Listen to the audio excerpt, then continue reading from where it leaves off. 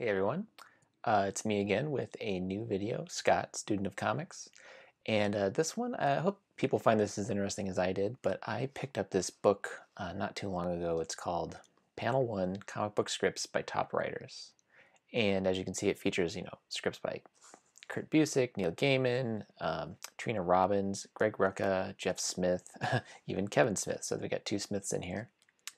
Dwayne McDuffie, Marv Wolfman, Nate Gertler, and it's something that I really find interesting is how does a comic get made? What's the process of getting it on the page and in your hands and you reading it? And I had the idea to do this video also partly to kind of explore the decisions that maybe an artist is making when they get a script, and also talk about how the artist and writer might collaborate. Now, these are things that I don't necessarily know firsthand. I do make comics myself a little bit, but I'm the sole creator. So I'm the writer, I'm the artist. So there's not a collaborative thing going on for me.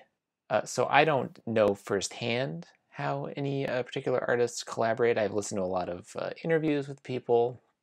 I've gone to conventions and talked to people. So I think I have a pretty good idea how it happens, but a lot of what I'm going to talk about will be a little bit speculative, but I definitely want to be respectful to Greg Rucka and Steve Lieber, who that's the script I'm actually going to talk about, and just acknowledge that I don't know anything for sure. I'm speculating, but I'm trying to speculate in a way that's rooted in what we're seeing in the work. So please, if in the comments below, if you know anything in particular about what the collaboration might have been like, let me know. I definitely just love to learn more about that. But let's get into this book real quick. So first off, it's a pretty fun book because I can't remember who said this. I think it was Bendis, but it might have been someone else. But they said, if you've seen one comic book script, you've seen one comic book script. And so what you'll see in here, so like here's Neil Gaiman's script for issue 17 of Miracle Man. And a lot of these, the format is very similar.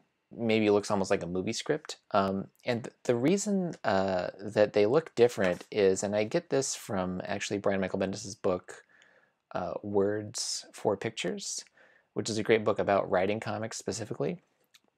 And he explains that there's no set format for comic scripts because essentially the script is for the artist.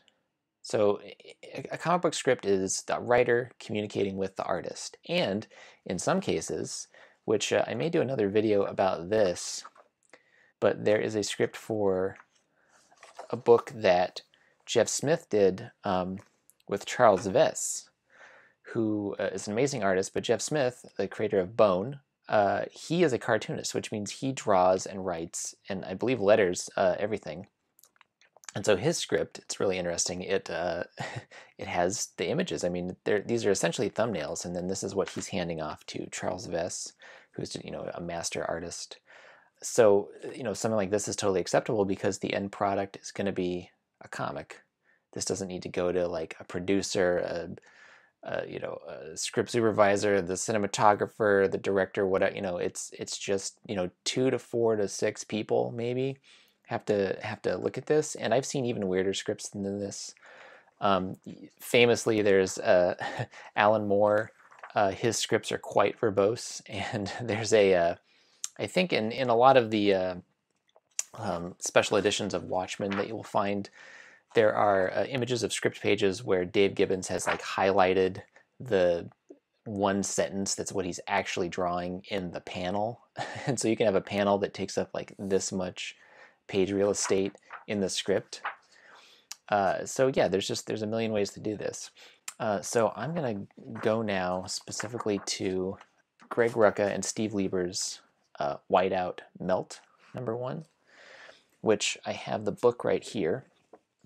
And I'm going to have some, I'm going to be using the book in this form to kind of illustrate some of what I'm talking about, so you can kind of see the pages. But I'll probably put the pages up. I have screen captures of them as well, so I'll probably put those up on the video.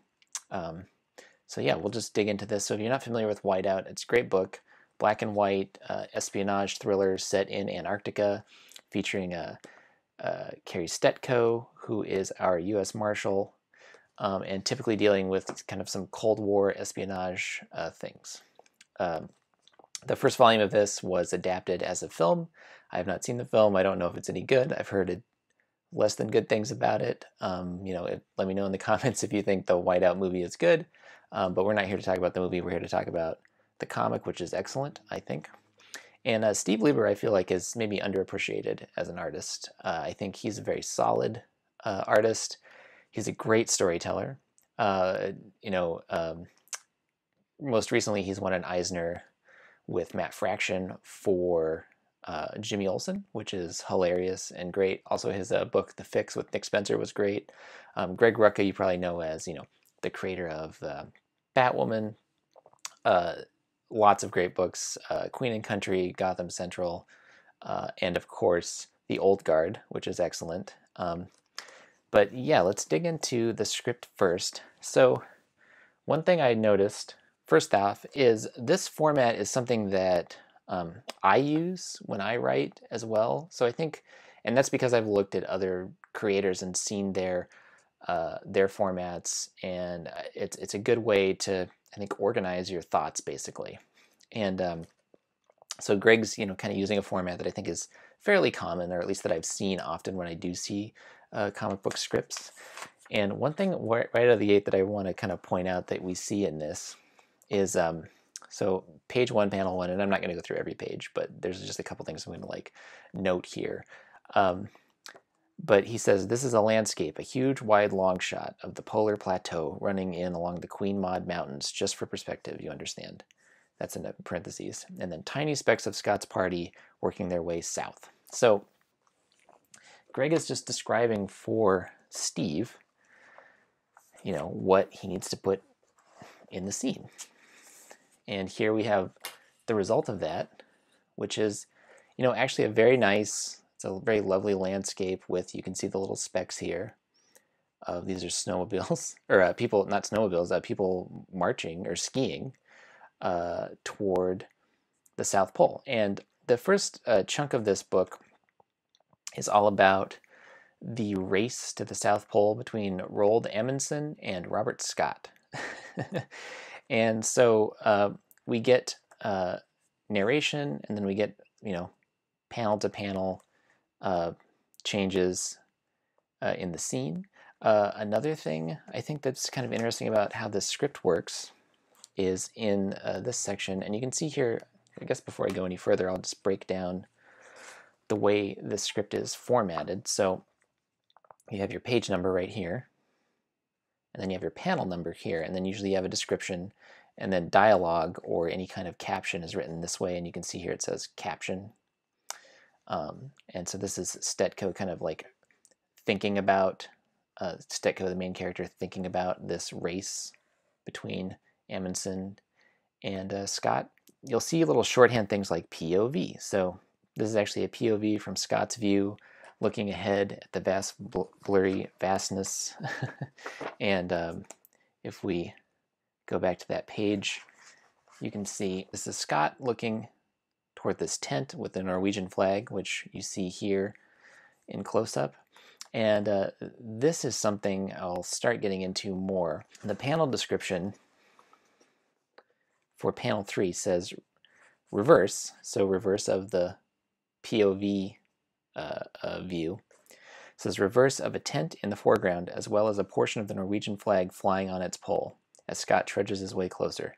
Face hidden under hood and wrap, but the eyes should hint at what we'll see in panel 6. Now, you'll notice that, first of all, Steve has made a decision, and likely this is a decision that he made talking to Greg about this, or maybe in the thumbnail stage, he sort of handed this off and, Greg felt like, yeah, that works. But you don't actually see the eyes. And this is a big thing I kind of want to highlight throughout this, and another reason I sort of wanted to make this video. I don't want to get too much into something that happens on Twitter regularly, which is this kind of very dumb and uneducated argument, maybe discussion if I'm being generous, of writers versus artists.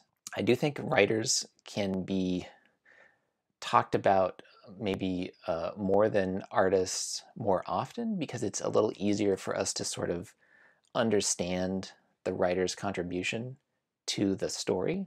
You know, we just think of them as they are the story engine. They are the ones who create the dialogue. And, you know, readers, you know, your average reader is probably just keying into the story, the dialogue, and then maybe moving on. I'm a little more interested in how the story is told, which is very much something that the artists control. Case in point, the way that this shot is framed. Most of what you see here is this Norwegian flag. I think this, and it's kind of pointing to our explorers here. You know, the impact of this is this sort of dramatic reveal of something for them. And I think that's the importance of this moment on the page, right? So the fact that that Steve did not, you know, transcribe precisely what Greg wrote here in the script, in the panel description, is significant because the artist understands that the real estate they have to do what they're doing is limited. And this will come up in a couple later panels, but they have to make decisions, but those decisions still have to push the story forward effectively. And this is something that I think it's fascinating that in comics, artists don't always get the sort of credit maybe they deserve, or at least, again, not from like maybe the broader reading public, because if you watched, you know, like we just watched Jack Reacher, it's not a great movie, it's a fun movie, but I don't even recall who directed or wrote that film, but I know that Tom Cruise is in it. And most movies, I think, you know, aside from maybe like a movie by Steven Spielberg, you don't know who wrote the script. Maybe you do if you're a real film nerd, but you maybe don't even think about it, but you know who's in the movie. And then if you do know beyond the stars, you probably know the director. Now, maybe they're a writer, director, maybe they're not. But the director is maybe the next most likely sort of person who contributed to that movie that you are aware of. And for my money, in my view, the artist of a comic is the actors, the casting director, the cinematographer, and the director, maybe co-director with the writer. But I just think it's interesting that we don't maybe always conceive of comics that way, because what we're receiving is this visual information that a writer has put an artist has put a lot of thought into, as well as the writer. But the artist has kind of taken in this information and then tried to give us a clear and exciting panel or page, you know, however you want to break it down. So I'm just kind of here, this isn't hopefully a rant, but I'm just kind of here to sort of point that out, that, you know, we should never, to kind of bring it back together, we shouldn't think of the art as separate from the story. The art is telling the story. Now, I understand why sometimes people might separate them in their minds. You know, maybe, you know, art can be subjective. Maybe you don't care for a style. Maybe it's not effective, but in that case, it's kind of like when a movie has bad acting or has really crappy special effects, right? I think you should maybe think about it that way. It brings it into B-movie territory, though since it's a little bit more theater of the mind, maybe we kind of look over that when we don't like the art or when the art is not effective.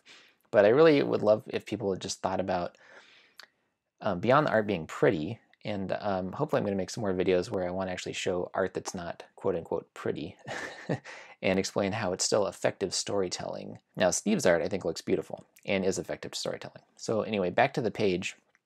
What else is interesting about this particular panel description is that Greg says, face hidden under hood and wrap, but the eyes should hint at what we'll see in panel 6. So that's another thing about the going back to kind of the purpose of the comic book script, is you're talking to your artist. And I've actually seen artists complain about writers sort of hiding information until it's revealed in a later panel, and that's ridiculous. You're not writing a novel trying to fool someone. You're trying to communicate with your artist how to best tell this story. And so this is a great example of Greg telling Steve, you know, there's something in panel 6, this panel, that's very important. And so I want you to think ahead to that and, you know, put that in here. And, you know, I'm sure like Steve is reading the whole thing and then going back and drawing it. I don't think that like he's getting the script blind, sitting down and drawing the whole panel. He's thumbnailing, he's doing all kinds of things. But that's something else that's interesting, and it goes to like what writing a comic script is. And in this case, he's trying to hint at the sort of defeated look that Scott will have on his face when he reads the letter from Amundsen, or that was left for him. So it says, "Scott, I win, Amundsen" here. And, you know, Greg notes all of that stuff in here, and we get a nice a nice little note as well from Greg saying his expression as he suffers the most crushing defeat imaginable. And so that's, you know, this is the writers trying to say like, hey, this is what I want to evoke. And I think, you know, of course, Steve, again, being like the consummate professional and just a great at what he does, I think he sells despair and defeat pretty well in Scott's face there. And also, I think another thing that's interesting about this is Greg says, so this is, he's put his initials here, GR. He says, "I've got a reference photo of Scott if you need it." And that's another thing that might be in a script, is just, hey, call me about this. I know that there's some artists that even will, you know, working digitally, send kind of like a whole like Photoshop document that's layouts essentially, and then connected to those layouts are like references either maybe they're film stills, so they're saying like art directed the scene this way, colors sometimes, you know, like character designs from other characters that maybe they want to evoke in these characters. But yeah, all kinds of information gets communicated to the artist. So now I'll just kind of like quickly go through the book a little bit more here and talk about the story. It's really what we're doing here is kind of I mean, it's really narration and you know, scenes to go with it. This is almost, and this is something else I won't go into a whole rant on, but when people say that these are illustrated, that's also something I find a little bit inaccurate. And people smarter than me have said so. I want to quote Douglas Wolk on this, who said, "People who make comics rarely use illustrator to refer to artists or author to refer to writers. Both imply the images are subordinate to words, which is not how the medium works." And that's a big thing for me. Again, you know, nobody is necessarily wrong. I think it's wrong to say illustrator, but you know, if you enjoy the work, you know, I'm not going to tell you to. I'm not going to be yelling at you to not use Illustrator, but I think you should think about why that's maybe inaccurate. You know, you could read this paragraph and you would maybe get some information, but you would not get all the information you need. You wouldn't get the feeling of the struggle these men are going through, them dying on their expedition. Here, you know, you wouldn't get sort of the gravity of the Nazis trying to take over the South Pole, and then kind of the building up over the Cold War. I think you would miss information. This sequence is a little closer to something that you might think of as illustration, but the comic book artists are not illustrators. They are storytellers, telling the story. They're not illustrating the story. They are telling the story. Again, they're more like the actor or the cinematographer in sort of a movie analogy. And I even hesitate to use a movie analogy because these are not movies. This is artwork on a page with words. That's what comics are. So, but yeah, this goes through talking about the Cold War, and then eventually this treaty. And now, so this next page is the next one I want to talk about. And this is where we really get into the visual kind of power here. So let me go to my sticky note.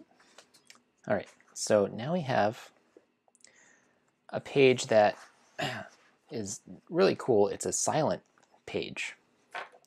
And this has come up recently with some silent comics, and I think it's interesting, again, to think about what writing means and what storytelling means. And Rucka here is giving Steve some information, and we see some shorthand. So there's CU for close-up. And he says, and this is another thing I find kind of interesting about how they're sort of relating to each other, how he's communicating to Steve, kind of how to put this down. He's saying, if this is difficult for the reader to make out at first, that's just fine. It should be small and part of the following sequence of 4 panels, and which is something else you'll often see the writers, and it makes sense that the writers should be thinking in the shape of the page. Often you'll see like a 3-tier system. In this case, maybe it's a 2-tier system. And what I mean by tiers is, there's the horizontal space across the page, and then the vertical space up and down the page. And, you'll often see a tier. Here, this could be like thought of maybe as a 3-tier page, but the bottom panel takes up 2 tiers. Here you have 3 tiers. You have 3 tiers here. So we see Greg describing this kind of brutal murder of this guy. We're looking at a scientist's throat while a Spetsnaz pushed his combat knife up and into it, entering at the trachea, moving up to the chin, and then cutting out to the left. So pretty graphic. And, it goes on like that for the next 3 panels. And what Steve is doing is, I think this is, much harder than it looks, personally, I think, just as someone who's tried to do this. But you have this very close-up shot, mostly in silhouette. And it is actually a little difficult to maybe totally see what's happening at first, but I think that adds to the drama. I think you kind of maybe look at it, and then maybe you can look at it again and you realize what's happening. And then when we pull out, and you see this poor guy, blood coming out of his neck, falling to the ground, it all makes sense. And it's also very jarring because we've gone from this very wordy kind of narrated section to this silent, deadly moment. And the Spetsnaz, of course, are like these Russian special forces. So something's going down in here. But I just love how, Greg's giving these very graphic descriptions, saying clarity is not necessarily that important, but you're still getting this clarity from Steve Lieber here on this page. It still works really well, but it has a sort of mysteriousness, but not a lack of clarity. So I just really loved that part. I thought that was fascinating, seeing how that maybe came about. Okay, and then the last page here that I want to talk about is another sort of decision-making point for Greg and Steve, and kind of, again, showing you how, sometimes maybe the artist has an idea about the scene that is based on what they're actually able to execute on a static page versus maybe what's in the script. And again, this is, I'm not going to assume what happened. I'm just in having met both Greg and Steve, I'm sure they have a collaborative relationship where they're talking, they're professional. So I don't think there's necessarily any friction going on here. I just think it's interesting that the decisions are getting made, and I'm sure they both had a great time making these decisions, because this book is excellent. So we have here close-up of Bunin's corpse lying further from the tanks than is prudent. A charge on the sausage is visible in the background. So the sausage is this big tube that you see earlier in the story. So right here, there's this sausage. It's part of the base. It's like a structure, I think, going between structures. But basically, this is a big explosion. And so here's the body, which again, in black and white, you only have so much information that you can use. But I think you can tell that's definitely a body. And then I think what's interesting is this says panel 1, panel 2, right? And Greg is telling Steve there's a charge on the sausage is visible in the BG being background. Well, you lay this out, you have to show this body close up. and you're only going to have, and you know that there's an explosion coming that you're going to have a lot of real estate for. So Steve has to use, what's left, which is essentially, a fifth of the top of this page, and so knowing that you have that limited real estate, what he did was, a very creative solution is you have this kind of instep panel, which is something you see, I think you actually see this maybe, I guess this has been around in Western comics, but I feel like this is something I see in manga a lot, is this kind of like inset panel where it's bringing your attention to something else on the page. But this serves the function of showing something in the background that Greg is asking for. And that's a really smart, that's just a really smart move. And you're getting this, it's moving this way. We read, of course, left to right. So you're getting this as an indicator that something's going to happen with this thing. And it's, you can kind of see the little white here, like it's beeping finally. And then you get your explosion, which looks great. I love this kind of, I love seeing this kind of use of black and white contrast with these kind of like slashing explosive lines everywhere. And what's interesting about this final panel, I think, is, so the description is Tashitskaya in mid-explosion, that's the base. The, quote, sausage has erupted in flame, already spreading to other structures. Bunin's body is beginning to burn. The snowcats are on their sides, tumbling away, canopy shattering in the blast. The 6 snowmobilers are all zipping away, already out of the range of the blast. So that's actually a lot to be in a panel. And again, I'm not saying that Greg made an error here. He's just communicating what's happening in the moment. And what Steve chose to do really is just show the explosion, because that's what's important. Maybe there's a version of this where the snowmobiles are, maybe they're foregrounded and we see this smaller in the background. Maybe that's a version of this. Like that's something maybe Toth would do, is maybe you'd be like close up on the snowmobile here, and then there's an explosion in the back. That's a decision that the artist might make. What Steve chose to do was just show that explosion, and you get it, right? You get that this explodes, and then you have a problem here. You have this explosion, and you do see some debris that you can maybe make out as like, I feel like maybe that's some of the snowmobiles. This is definitely some machinery over here falling down, so it totally works. But that's just another great example of how the artist has to make a decision, because he can't get, if this was a movie, you might get like them driving away, beep beep beep, them driving away, beep beep beep, and then boom. But you don't have that amount of real estate. You have one page to do this in. So that's the decision you made, and I think it works great, and I'm sure they talked about that and said, yeah, the most important thing is that we know that this bomb went off, and that this kind of really violent thing happened at this base. And so that just needs to look as violent as possible. And there's actually a part here where, I'm going to close this now, where Greg says, this is, as they say in the porn industry, the money shot. Make it as big and nasty and impressive as you like. So, and again, this is kind of alluding to what I was saying before, like Greg respects his collaborator. So he's telling him, do what you want to do, just make it look cool, basically, and that's something else I find with the good writers.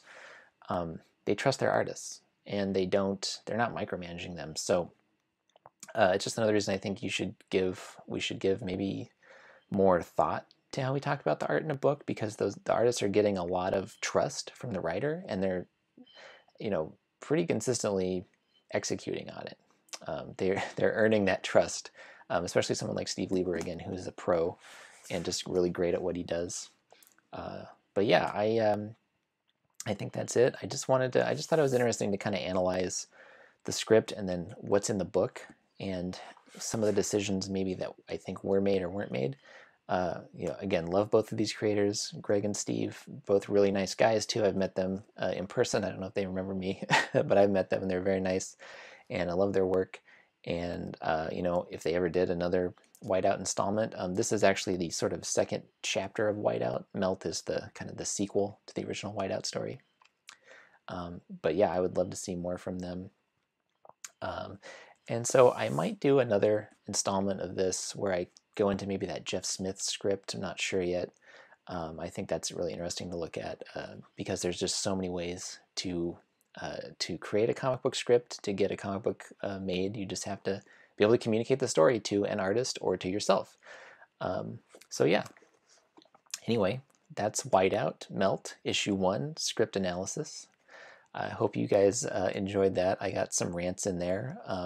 Yeah, please read comics, and remember, Jack Kirby should be on our money. Thanks.